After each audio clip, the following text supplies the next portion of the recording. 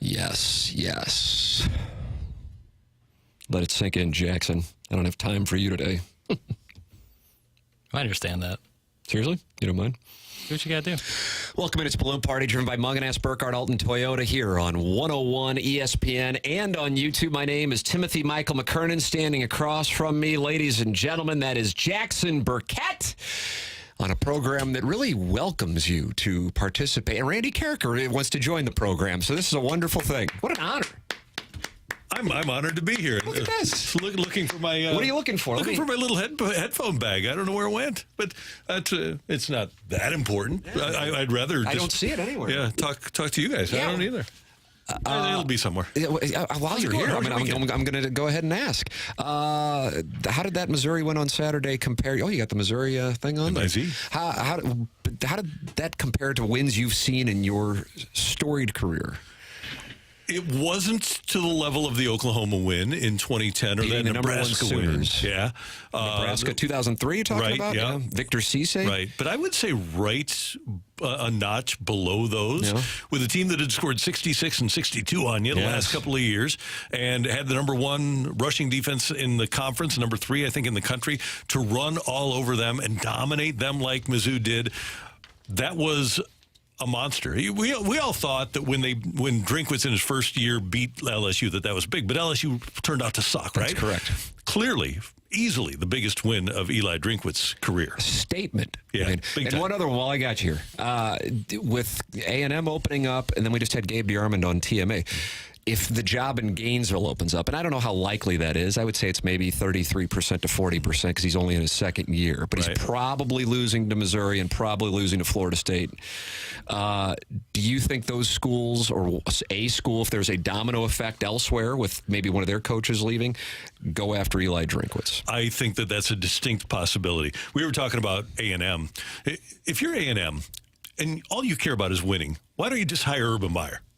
Right? And we've seen Urban Meyer mentioned for that job. And I think he should be because they don't care about... When's the last time you heard Texas A&M and integrity listed in the same sentence, right?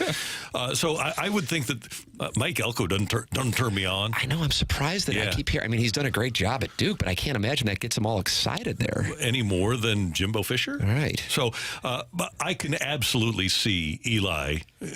teams are going to come after him. If they won. We're 10-2 in a New Year's Day bowl game.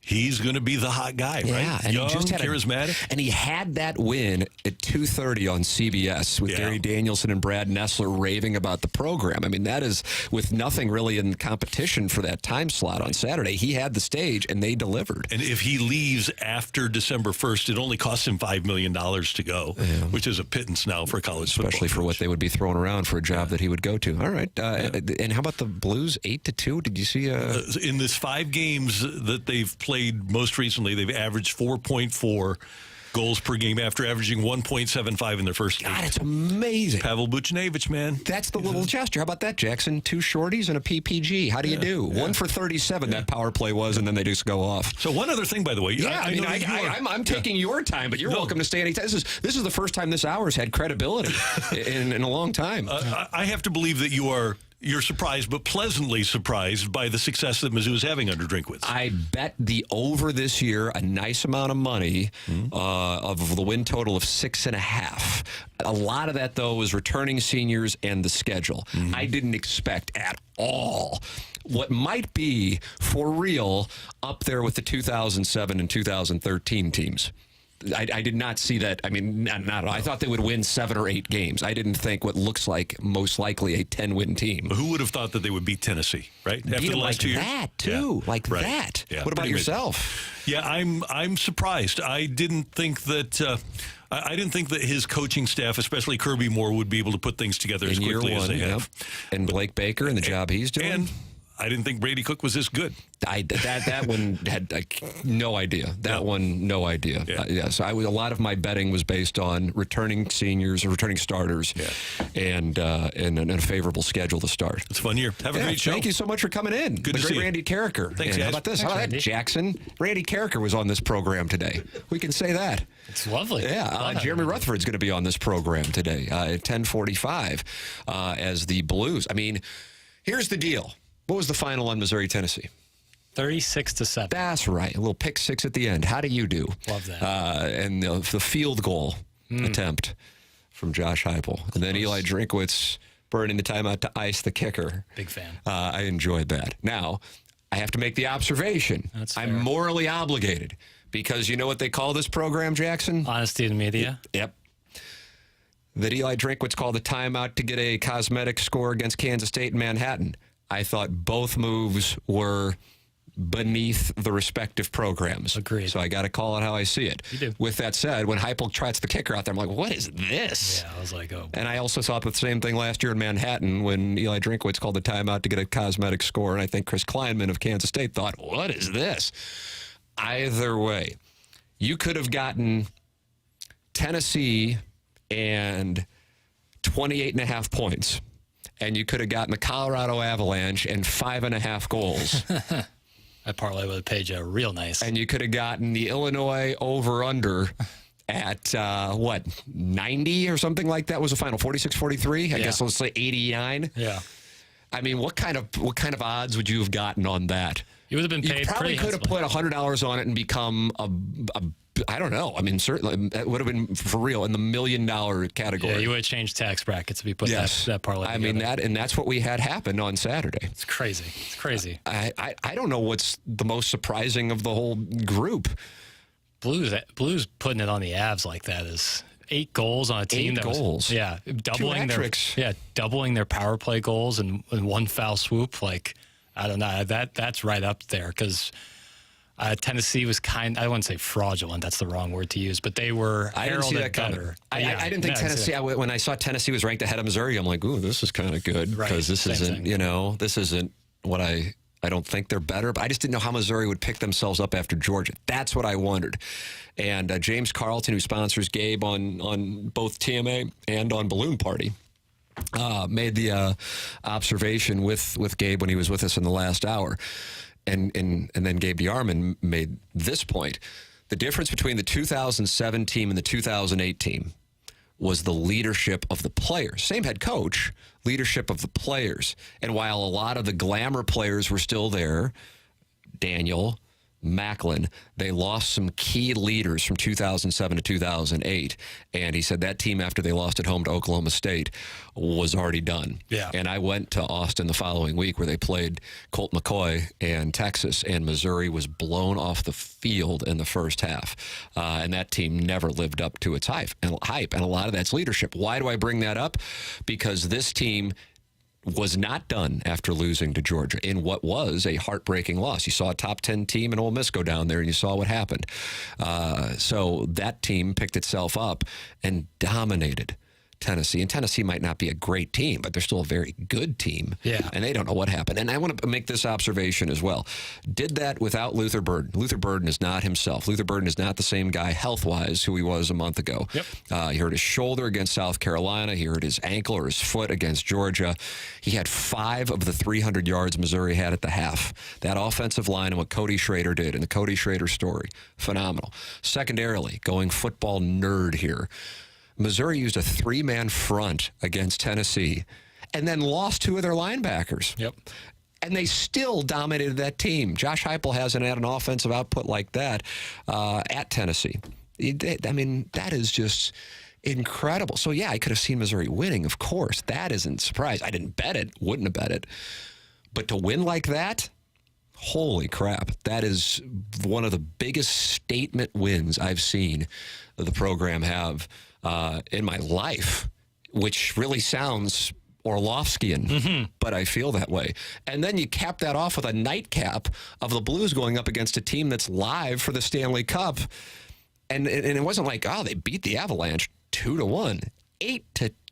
Yeah, the way Binnington kept it in the first period, and then to get Shen and Buchnevich doing what they're doing, 2 shorties and a power play goal. I mean, what in the world? So there it is. The table is set. We'll talk that over with Jeremy Rutherford. That's coming up at 10:45.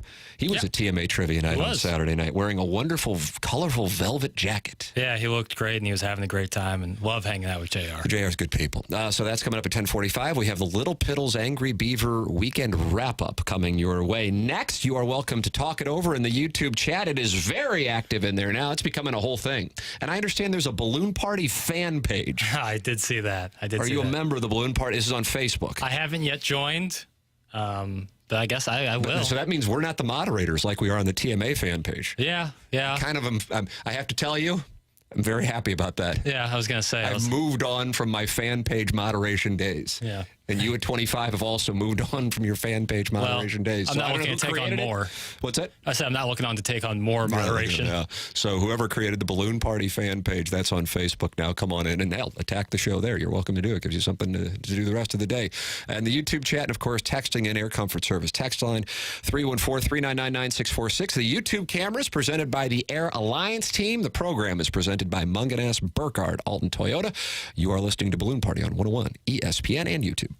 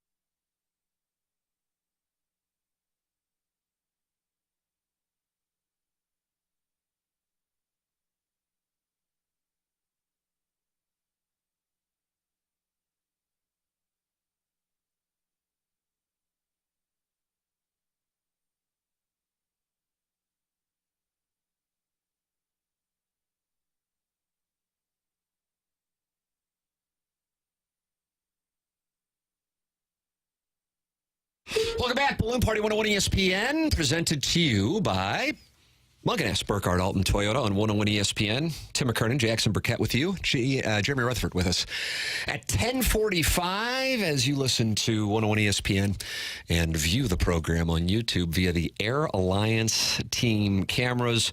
My cohort's name is Jackson Burkett. He's got a full head of hair now. He's lost 25 pounds. He's considered the most eligible bachelor in St. Louis by the Ladue News. Ladies and gentlemen, he now has the Little Piddles. Angry Beaver weekend wrap-up. Yes, sir. Yes, indeed. Since we kind of talked about Missouri in the first segment, I'm going to move on to the Blues as my second piece of the weekend wrap-up. The Blues are hotter than the pistol, putting 8 goals on the Avalanche and winning 4 out of the last 5 games, 2 power play goals to boot. Does this team look like a team that could still make a run at the playoffs? If they were able to do that in a semi-rebuild season, would that give Blues fans reasons to be very excited for the future? Yeah, it would. It absolutely would. I think the goal was always to be lurking to get a playoff spot. But what's taken place in 4 of the last 5 games? Holy crap! Yeah, I mean, this is those things can happen in the NHL, but they're real big outliers. I was texting with the Nonling, used to produce on TMA, wonderful gentleman, now a counselor. And I said, what's doing here? And he said, I think a game like Saturday would be an outlier between any 2 teams, the worst teams in the league, except this year's Sharks, don't often have their systems break down like that against even the best teams. I think in general, they'll continue to win with very strict structure, and any loss of that structure will lead to losses because they don't seem to have the offense to consistently bail them out. We've seen those teams before do well. Many of the Hitchcock teams were similar going into the Hall of Fame tonight. Ken Hitchcock. He was just so good at maintaining structure, and they always had a decent D group.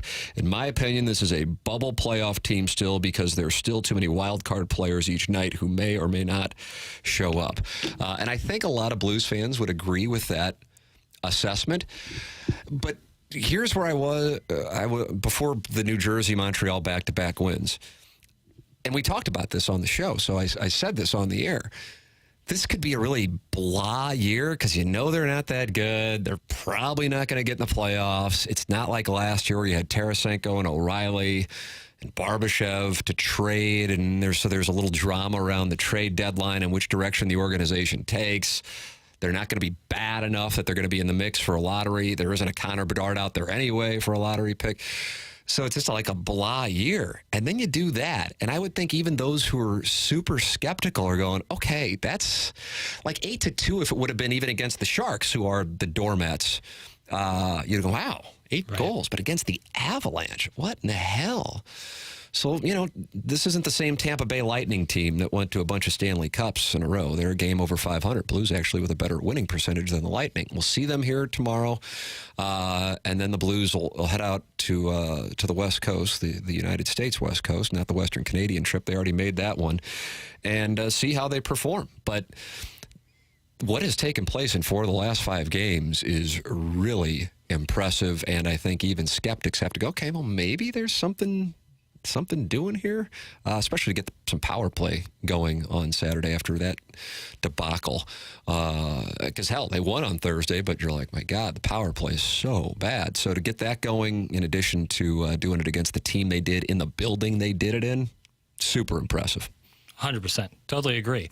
Moving on. Coaches are being fired left and right, with more to come over the next week or two. With the success of the program this year, do you think guys like Drinkwitz, Kirby Moore, or Blake Baker are candidates to be poached by other programs? I absolutely do, and in a way, I feel like it's being underrated. Let me start with the head coach. Pete Thamel of ESPN had his list of, now this isn't like Texas A&M releases their short list. Right after Jimbo Fisher was fired yesterday, the $77 million buyout, and Drinkwitz's name wasn't on there. Now, I don't care one way or the other. I'm just surprised that his name wasn't on there. And here's my reasoning. And A&M's different, for the record. The Florida one may be more likely. A&M, even though they don't necessarily have the track record of a blue blood, they carry themselves like they've got blue blood.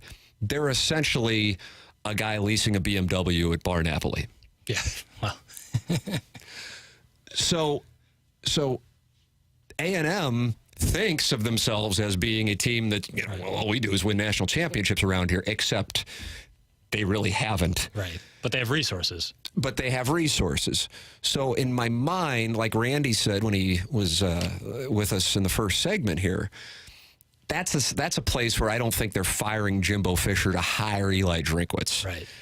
That's not a shot at Eli Drinkwitz. That's me thinking they know what they're going to do. Right. And it really could be Urban Meyer. I agree with where he's coming from on that. They know they're going big, and they may have an idea of who they already got. Yeah, it needs to be splashy. They're not just peeling off $77 million. Right. And that, again, that's not a shot at Drinkwitz. But a school that doesn't fancy themselves like A&M does, which, again, I think they really do look at themselves like an Alabama, Georgia, Ohio State, USC kind of operation. So if it were to be Florida, if Florida opens up, what percentage would you say they fire Billy Napier? Operating on the premise that they lose to Missouri and then they lose to Florida State, and then that's it.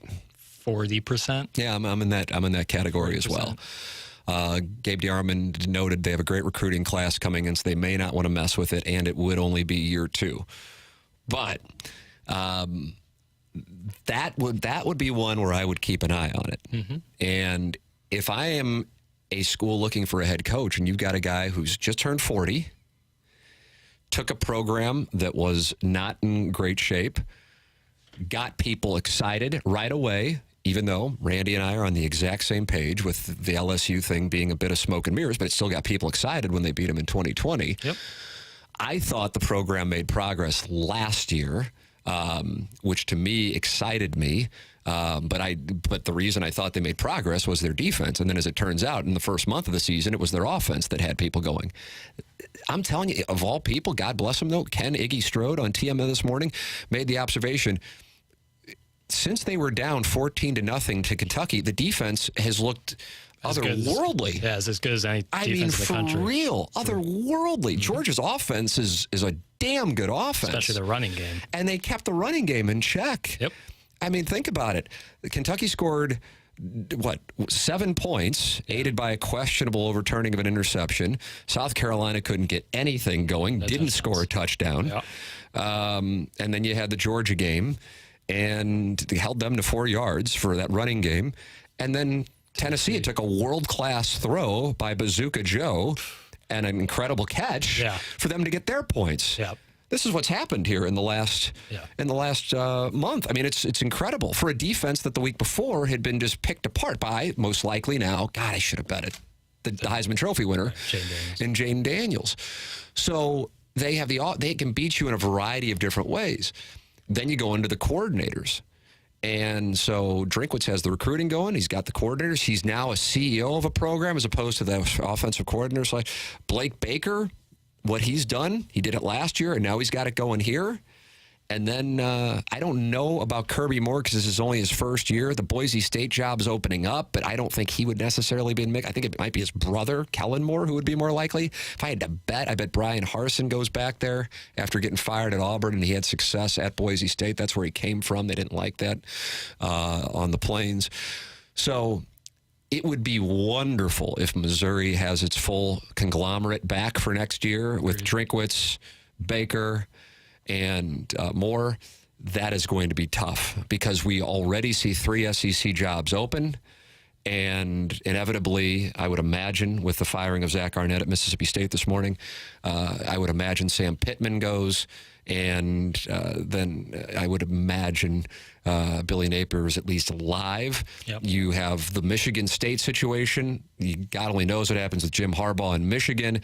There's going to be a domino effect on programs. If Mike Elko goes to Texas A&M, that opens up the Duke job. Point being, it might not be Drinkwitz, but it might be one of his coordinators who goes. But either way, Eli Drinkwitz should be on people's lists. For sure. And you would hate to lose that momentum. Ideally, he stays, but that's something that comes with, hey, man, you have success. You want other schools interested in your coach because that means you are doing something that has people paying attention. And he happened to do it at 2:30 on CBS without a lot of competition in that time slot on Saturday afternoon. Jackson, do you have a third question for this Angry Beaver Little Piddles weekend wrap-up? Sure. Is the college football playoff almost destined to leave somebody out playing out the hand? Do you think an unbeaten Florida State gets left out? Maybe no SEC teams get in? Maybe a Texas team that beat Alabama in Tuscaloosa gets left out? How do you see this playing out? Let me present this scenario to you, and I'll ask it on this show, acting like I didn't ask it of you 2.5 hours ago for the first time. No doubt. Let me just say Washington goes undefeated. Let me just say Florida State goes undefeated. And inevitably, either Ohio State or Michigan goes undefeated. And then let's say that Alabama beats Georgia in the SEC championship. And let's say Texas wins out and has one loss. Texas with one loss. Alabama SEC champions with one loss. Georgia with one loss. Which of those three teams gets the spot? Because if you're saying Florida State's in, and you're saying Washington's in, and you're saying either Ohio State or Michigan's in, which of those three teams gets the spot? I would say that Texas should get the spot. We are in lockstep on that, which means the SEC would be left out. Right, and that is, I mean, this... But Texas went to Tuscaloosa and beat Alabama by double digits. Yep, and this is, I mean, as much as it can be for a conference that is known for dominance, this is technically a down year for the SEC when you look relative to what the Pac-12 is doing. I think it's starting to get a little wobbly. If you look at the top 25 in the college football playoff, I think it's starting to get a little wobbly. You mean that the SEC is in a down year? Yeah. I mean, I'm not saying, like, the top is very strong. I'm not going to doubt that. But teams like Tennessee, we used to be that second tier. We saw what Tennessee happened there. Missouri is now stepped into that second tier. Right, but Tennessee was number, 12 or 13? 13, yeah. And Ole Miss was top 10. Right. But then they go up against and play teams that are in the SEC. Right, 10 of the best. But these are smaller. There's a smaller pool. I think Texas... just based on beating Alabama in Tuscaloosa. You know, Alabama would have beaten Georgia on a neutral site, albeit in Atlanta, Georgia. It's still a neutral site, whereas Texas went into one of the toughest environments. I agree with you. I think Texas should get it. I just think the SEC being down thing, I think that's kind of started to get blown up a little bit. Sure, and I think what you're having are a couple teams that usually aren't in the mix, are in the mix this year that aren't blue bloods, and that was Ole Miss. Right. And it is Missouri. Right. And I think the bigger issue for the SEC was the non-conference. The best non-conference win was either Ole Miss over Tulane or Missouri over Kansas State. Yeah. When the SEC saw Alabama lose to Texas and LSU lose to Florida State, and Georgia didn't really play anybody of note non-conference, that was where there were some questions. A&M lost to Miami. Right. So that's where the SEC got blown up a bit. Yeah. Now let's say, I mean, Florida State being left out undefeated would obviously be like, what else are you supposed to do? But when you look at the strength of the schedule, I agree with you. But like, let's say Georgia beats Alabama in the SEC championship. Georgia's obviously in. And now Texas is left out after having an unbelievable season, a tougher season than Florida State, but Florida State didn't lose. Yeah. Are you taking the opinion that Texas should be in? No, I'm saying that there is merit to Texas getting in over Florida State, but it won't happen.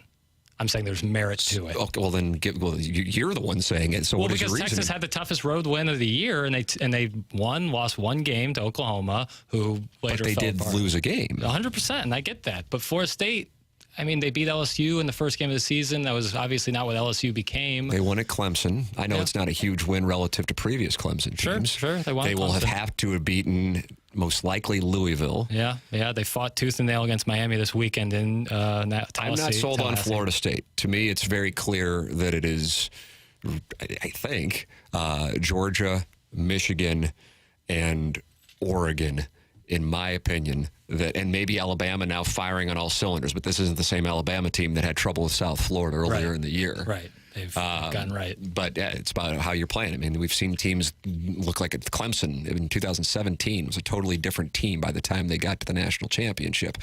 Because I think that team lost earlier in the year to a bad team. Ohio State lost at home to Virginia Tech, if I'm not mistaken, got to the college football playoff. So, hey, that's a credit to coaches when teams can evolve. And that's why I think Nick Saban is going to be right there with Eli Drinkwitz for SEC Coach of the Year for what he's done with Milroe.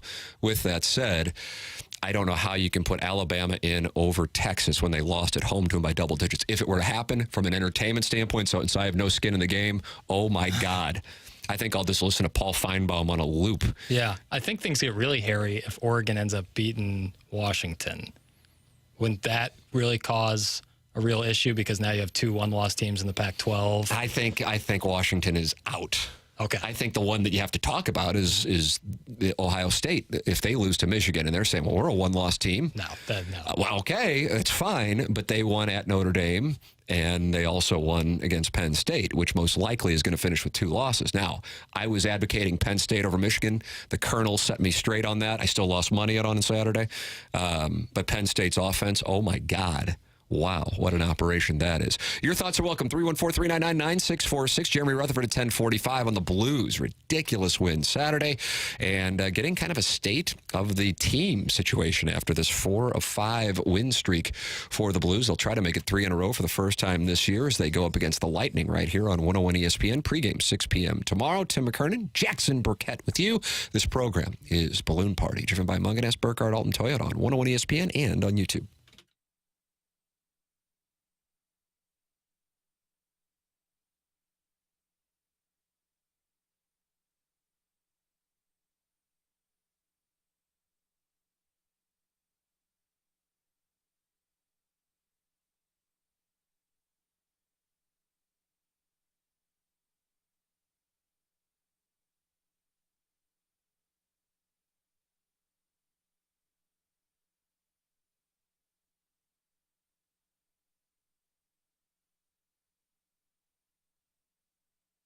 Munganess, Burkhardt, Alton Toyota, presenting sponsor of Balloon Party on 101 ESPN and YouTube, and the place I go to get my family's cars, and the place I recommend you go to get yours as well. Whether you're buying a new car, you're leasing, whether you're looking for pre-owned vehicles, or you just need to get your car serviced, work with Munganess, Burkhardt, Alton Toyota, and you are now working with the best, and that's Jamie Burkhardt, who proudly says, hey, Tim, go ahead and give out this number that we're creating only for the listeners of your show. And I say, all right, just give me the number. You can text it or you call it. Now you're talking directly with the people in charge at Munganess, Burkhardt, Alton Toyota. 314-252-0029. That's 314-252-0029. Or go online at altontoyota.com or stlouisacura.com. That's Munganess, Burkhardt, Alton Toyota, and St. Louis Acura. Title sponsor, Balloon Party here on 101 ESPN.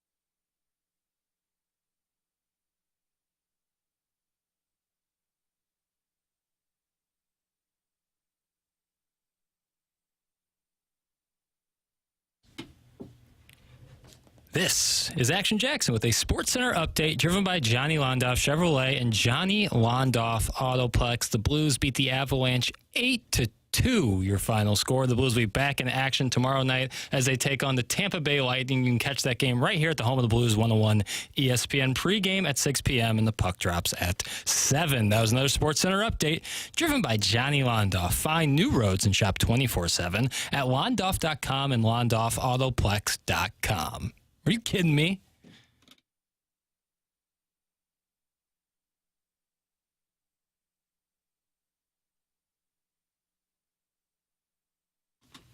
Welcome back. Balloon Party 101 ESPN and on YouTube. How's that YouTube chat going, Jackson? I haven't spent enough time in there today. Robust. Oh my God. Yeah. Wow. It's growing exponentially. Is it because of the Balloon Party fan page? I'd have to think, it's certainly nothing we do. Right, I agree with you. Jeremy Rutherford's going to do something special. He's going to be with us here in a few minutes on the program. Jackson is tending to wonderful business questions and sports questions on the weekend wrap-up, which is presented to you by Angry Beaver. This is question 4. Question 4.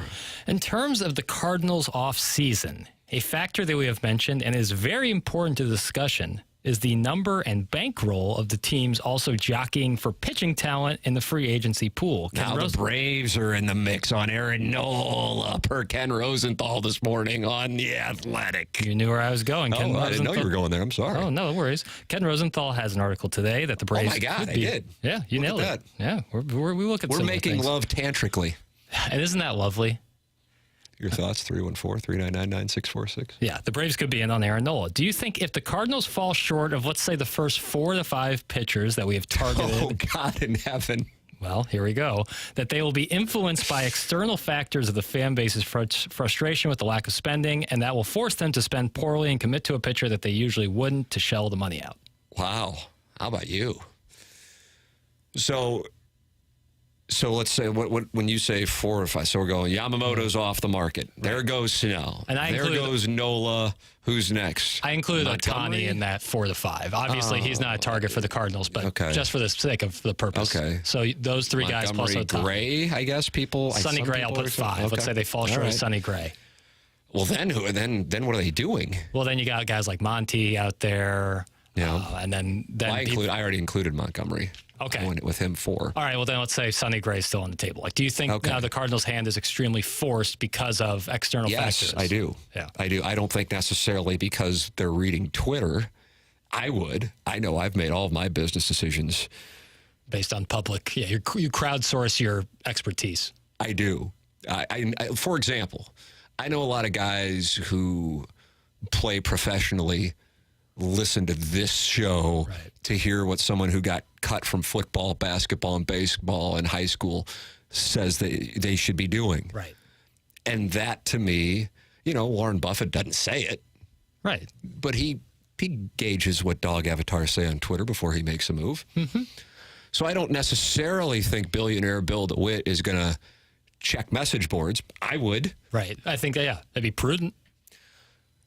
But I think they will go, oh, dear God, what do we do? And then all of a sudden, Sonny Gray has a 20-year, $2 billion deal to come pitch for the Cardinals. Yeah. Oh, I think that's on the table. Yeah. When is this crap going to get going? I'm a little, I went to read this morning. Let's see, just what people, and Rosenthal's the only person with a column. Yeah, it's all quiet right now. And then I think because it's all about Ohtani. Right. Nobody's going to do anything because the big boys for the pitchers are also mostly in on Ohtani. Right. And so, understandably, the agents representing the pitchers are going, hey, we just need the Ohtani thing. And then the dam breaks. Yeah, he'll be the first domino. And once that happens, then I think you'll start to see, in a week's time, 3 to 4 other guys get signed. So, once the Ohtani thing happens, so I think the Cardinals have to be ready with their offers to, whether it be Snell or Yamamoto or even Sonny Gray. They just have to be ready because otherwise they might just be late to the party because the Braves have now entered the chat and they got money and they got a good young core. And they're going, we had an incredible year and we couldn't get it done. And a lot of it was because we had pitching injuries. So did the Dodgers, except they have some young pitching. It's quite a spot. I am telling you. We got a lot going on here. We do. I mean, the Missouri thing's starting to wind down, but the Blues are going, look at us. Maybe we got a little something to talk about this year. And then this baseball offseason, I'm telling you, I mean, the next few weeks, what a defining time. Yeah. What a defining time. All right, Jamie Rutherford is going to join us on the other side of the break, get his perspective on what took place in Denver on Saturday night. Blues and Lightning here on 101 ESPN. Pregame at 6 p.m. tomorrow, and then the Blues head out to the West Coast to try to keep the momentum going of what we hope could be a 3-game winning streak. We'll talk it over with JR next. This program is called Balloon Party, and it airs on 101 ESPN and on YouTube.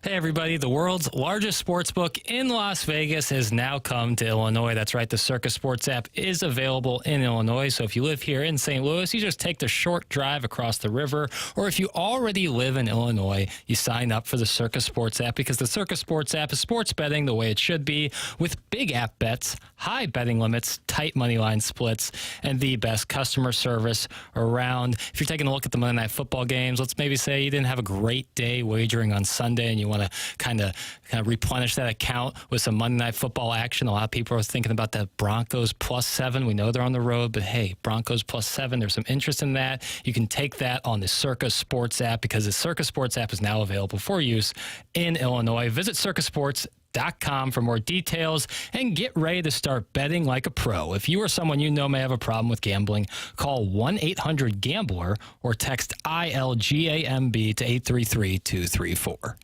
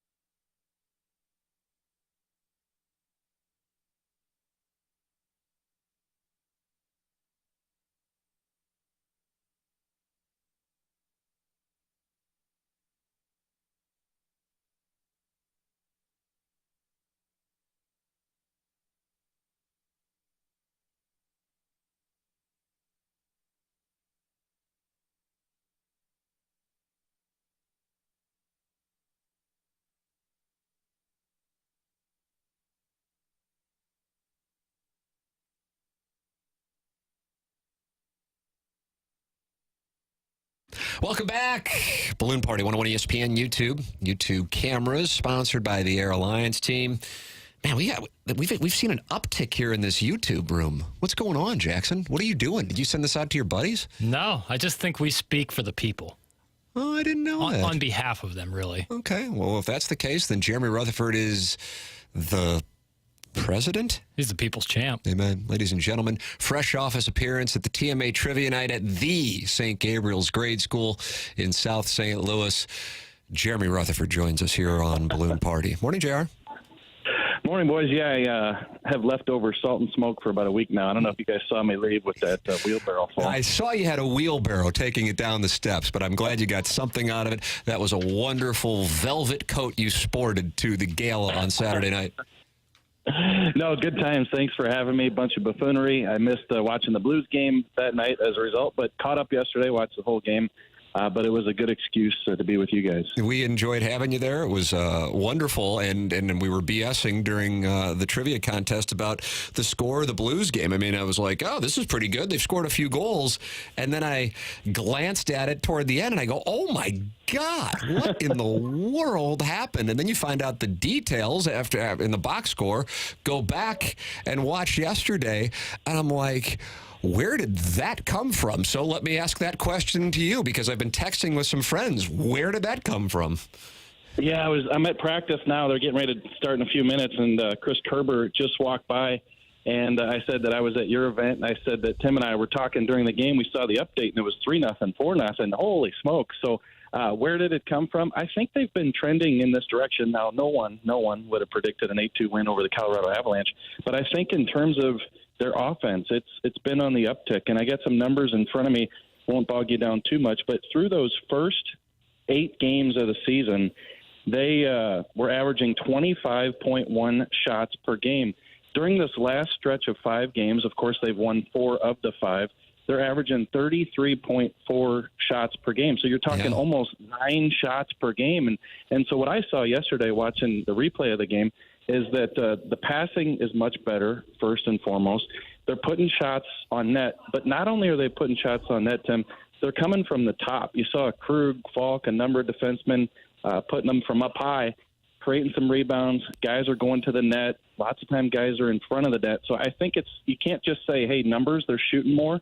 I think where they're coming from and the fact that they're shooting more accurately has been a big reason for this uptick. And we also saw that power play, which went 0 for 2 to start in Denver on Saturday night, then get going. At one point, 1 for 37, and a breakthrough, both with shorthanded goals and also on the power play. So the special teams came out and put on a clinic on Saturday night as well. That was a weird spot coming off of a win on Thursday. Yeah, they won, but a lot of the conversation was about, my God, the power play against the Coyotes. What is going on with this thing? And then they got it going with the special teams play on Saturday. What did you see from that? Yeah, after an 0 for 7, they go they get 2 power play goals and also score 2 shorthanded goals. So you win the special teams battle 4-0. That's pretty unbelievable against the Colorado team. And if you get a chance, go to the Blues Twitter feed. They've got a video of Craig Berube in the locker room after the game. And for some reason, the video either cuts out a lot or they have to bleep the curse words, but he tells the team what a great night special teams-wise. So you got to give the power play some credit. We've been so critical of it. But, Tim, what I saw on that power play, again, this goes back to what I said a second ago with the offense, is just a lot of crisp passing, decisiveness, and the one-time shot. You saw that power play goal by Pavel Buchnevich, pass right on the stick. He doesn't waste any time letting it go. We haven't seen that quick movement and those quick shots from the power play this season. It's only been, 10, 11 days since they had that back-to-back against the Devils and the Canadiens. I'm really curious where you are on this. My mindset on what this season could be now versus before the puck dropped against the Devils on Friday night, whatever it was, 10, 11 days ago, are in 2 different places. And it's not just because they edged out some wins. I mean, as you made reference to, the shots on goal, the goals scored. I don't think it's prisoner of the moment because you're talking about 5 games worth of a sample size, but hell, you're covering the team on a daily basis. What is your opinion of what this season could be? Has it changed since before that back-to-back win against the Devils and Canadiens at home? Yeah, Tim, with a caveat, though, because if you allow me to flip just a little bit here, this is the team that I thought they could be going into the season. And I feel like I've written that, I've said they could be a third-place wild card type of team because I felt they'd be competitive. I thought the offense would be decent. I thought Bennington would be good, and I thought they could be that type of team. But when you get off to the start that they did, and they're figuring out the defensive system, and nobody can score a goal, and the power play is going over, you just have to look at yourself and say, is this a situation like last year? Because last year I was a little reluctant to see that it just wasn't going to come together for them last year. So, you have to be obvious that they're not playing well the first 5, 6, 7, 8 games and say, well, maybe this team just isn't good enough. So you start to wonder about that. But the way they're playing right now is the way that I thought it could come together if things were working. They've been working together lately. And the biggest thing I said at the beginning of the year, bold statement, is the biggest thing they need to do is be a team, play for each other, and that's what I've seen in this last stretch. Yeah, that is certainly the case, and there was a lot of – you mentioned the Berube postgame sound, the video that the Blues posted. Great entertainment. Love to see that. And I do think that it skipped because I don't think that he would use any – profanity. No. So I'm glad you observed that. But then also the comments following that game from Braden Shen. And listen, that's part of being a captain, is having that leadership and not just being a leader, but making sure that everybody is playing together, and that there has bin a sense of that here. Yes, the power play debacle on Thursday night, but then they bounce back and they respond. They will get a chance to win 3 in a row tomorrow night against the Tampa Bay Lightning. This is not the same group of Tampa Bay Lightning players who hoisted the chalice, but still you have a number of talented players on that team before the Blues go out on the West Coast road trip. Your thoughts on tomorrow night, what we will be likely to see as far as how the Blues play it with lines and combinations, and then also what will be in store for them as they head to the West Coast? Yeah, we'll see, Tim. I mentioned I'm at practice. We'll go in just a couple minutes. Kasperi Kapanen went into the boards pretty awkwardly, and I don't know that he returned. He definitely missed a significant part of that third period. See if he's back out there. They're going to play Tampa Bay. Like you said, not your father's Tampa Bay Lightning. Your guy, Patty Maroon, gone now in Minnesota. I think Nikita Kucherov was banged up. He missed the last game. I'm not sure about tomorrow night's game here in St. Louis. We'll get an update on that.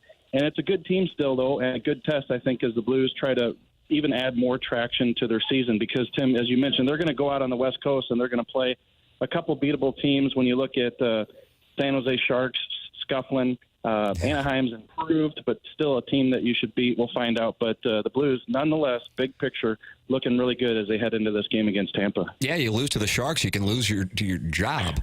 And we saw that with Edmonton. That's one step there. We're BSing a little bit about the rumors in Edmonton about interest in Jordan Bennington. Have you heard anything more on that here? I know it's weird to ask fresh off the Blues beating the crap out of the Avalanche, but anything new on that? No, I can't see that in a million years. And Ken Holland, the Edmonton GM, when they did make the coaching change a couple days ago with the Oilers, he said he did beat the bushes a little bit on a trade possibility and said that he tried to do some things, but they just couldn't work out. And whether a phone call to St. Louis for Bennington was one of those, I don't know. But I do know that Doug probably would have said no in terms of the way Bennington's playing, the way they like him in net for the next couple of years under contract. And I think that Edmonton probably got the hang up on that one. Yeah, that would stand to reason. There it is. Jeremy Rutherford with us every Monday here on Balloon Party, every Wednesday on TMA, and on 101 on all of the programs throughout the course of the week. Blues and Lightning tomorrow night at Enterprise Center. Pregame here on 101 ESPN at 6 p.m. JR, always a pleasure to talk it over with you. And thanks again for coming to the TMA Trivia Night on Saturday night. Great seeing you.